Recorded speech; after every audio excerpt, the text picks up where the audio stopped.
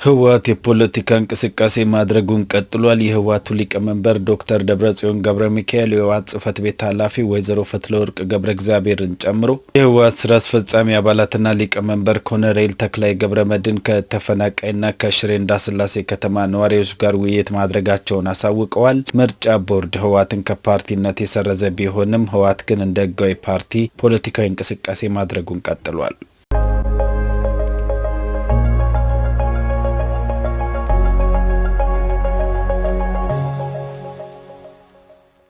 ህወሓት የፖለቲካ እንቅስቃሴ ማድረጉን ቀጥሏል። የህወሓቱ ሊቀመንበር ዶክተር ደብረጽዮን ገብረሚካኤል የህወሓት ጽህፈት ቤት ኃላፊ ወይዘሮ ፈትለወርቅ ገብረእግዚአብሔርን ጨምሮ የህወሓት ስራ አስፈጻሚ አባላትና ሊቀመንበር ኮሎኔል ተክላይ ገብረመድህን